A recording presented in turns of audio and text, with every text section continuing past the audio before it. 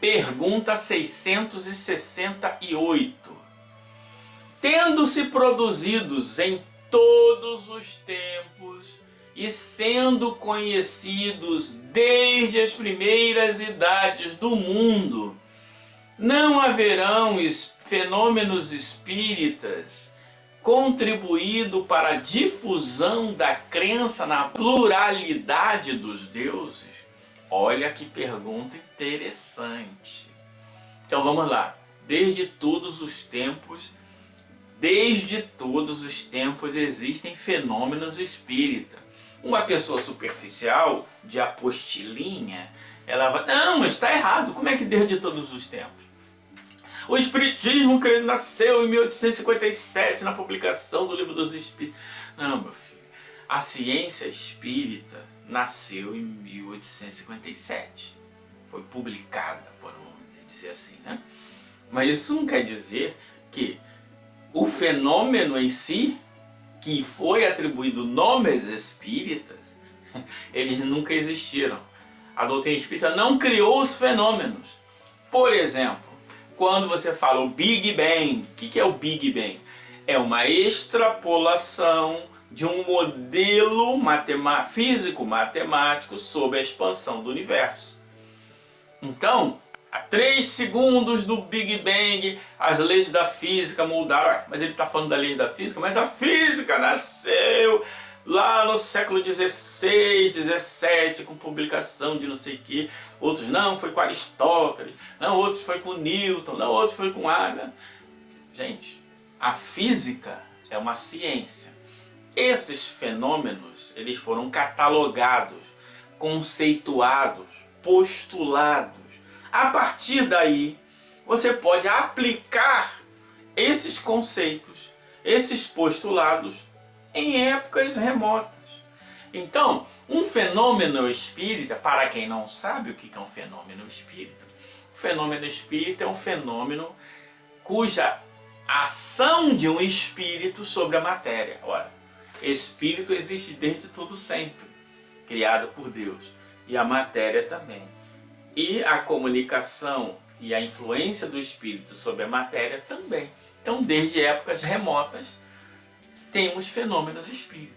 Muito bem. Explicada essa parte, agora vamos para a segunda parte. Mas espera aí, então, ora, como nós já estudamos na pergunta anterior, que o desenvolvimento das ideias, tudo que era sobre-humano era divinizado. Ora, um fenômeno espírita é sobre-humano. Se ele é sobre-humano, ele é divinizado. Então essas entidades muitas vezes foram tidas como deuses. É o que faz mais ou menos com agora um 95% de desconto é que os espíritas fazem. Não, mas é o espírito tal, está no livro, né? Espírita assim, se está no livro, o médium é bom, faz caridade, doa cesta básica. E está no livro, pronto. Juntou tudo que é perfeito, verdade absoluta. Não.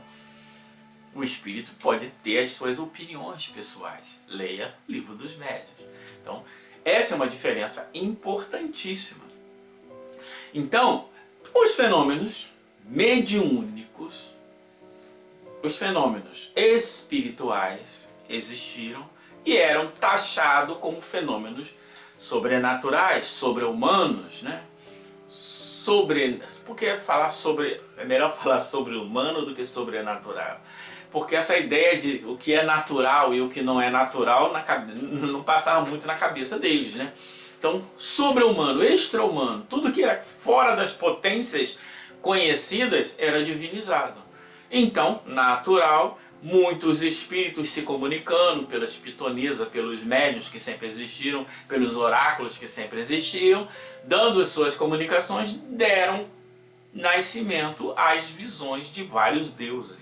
Então, a pluralidade dos deuses é um efeito natural esperado também dos fenômenos espíritas. E fenômeno espírita é a ação do espírito sobre a matéria, ou num fenômeno físico, ou num fenômeno intelectual, por intermédio de médiums, que na época nós chamavam de vários nomes, pitonisa, profeta, oráculo, avatar, cada um dá o nome que quiser. Então, vamos à resposta dos espíritos. Será que é isso mesmo? Resposta: sem dúvida.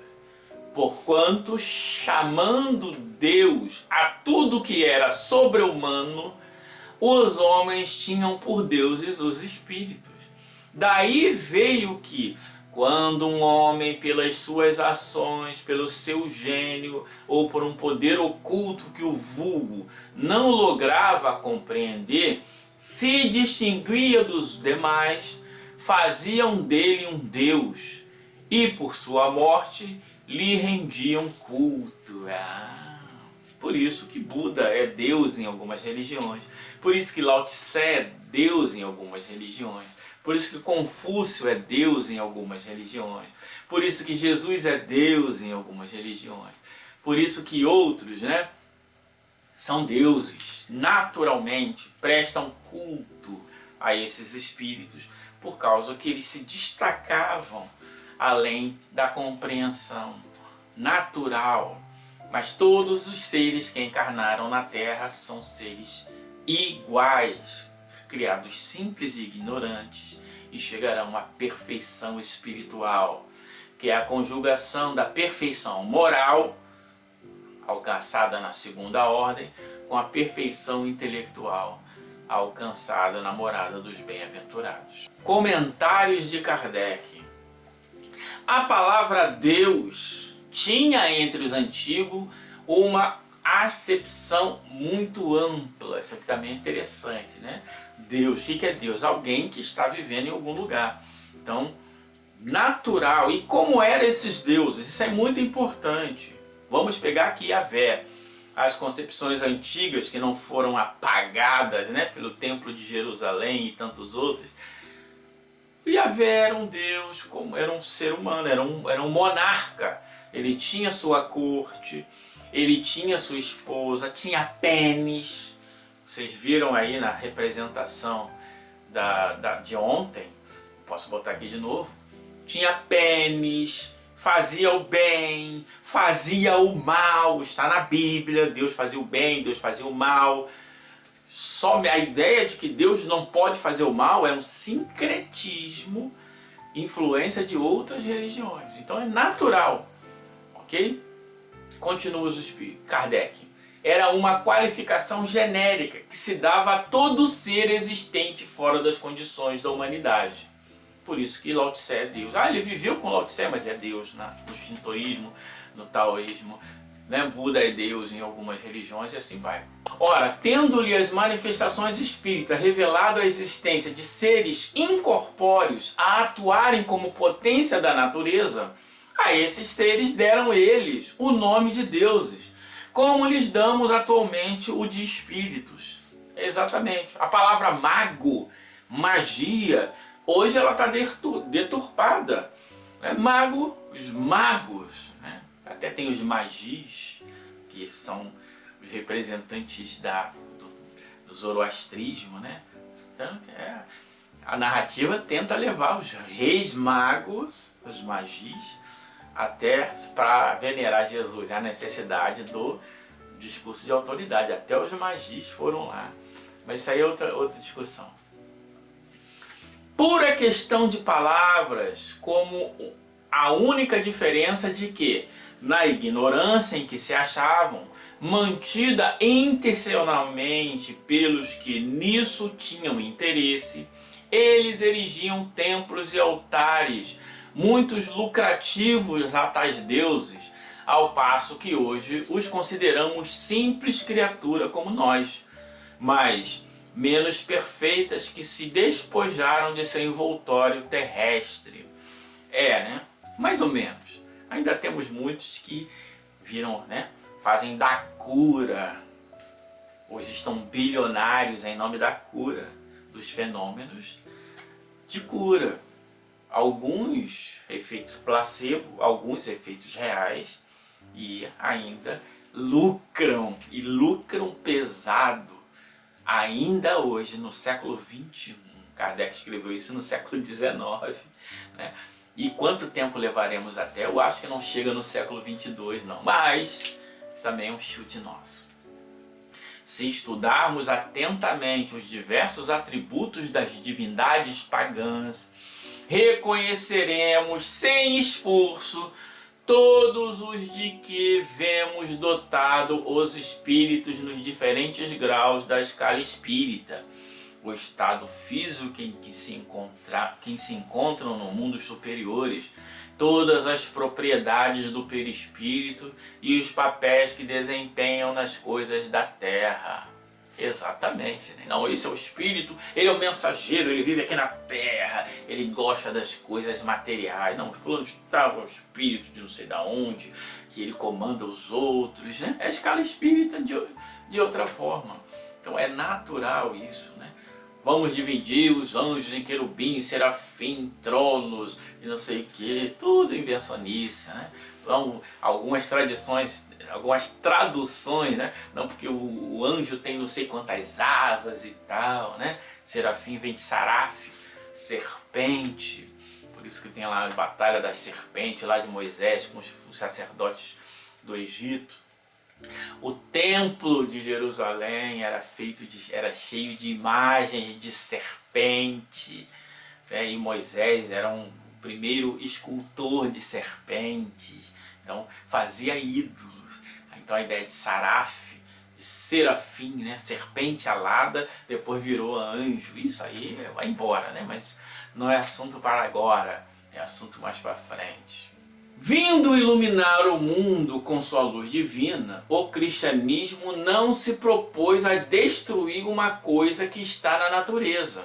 Orientou, porém, a adoração para aquele a quem é devida. Quanto aos espíritos, a lembrança deles se há perpetuada, conforme os povos, sob diversos nomes e suas manifestações que nunca deixaram de produzir-se, foram interpretadas de maneira diferente e, muitas vezes, extrapoladas sob o domínio do mistério.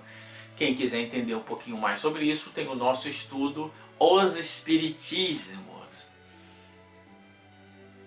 Enquanto para a religião essas manifestações eram fenômenos miraculosos, para os incrédulos sempre foram embuste. Hoje, graças a um estudo mais sério, feito à luz meridiana, o espiritismo, escoimado das ideias supersticiosas que os ensombraram durante séculos, nos revela um dos maiores e mais sublimes princípios da natureza. Então agora ele deu fez um panorama histórico de nós. Então,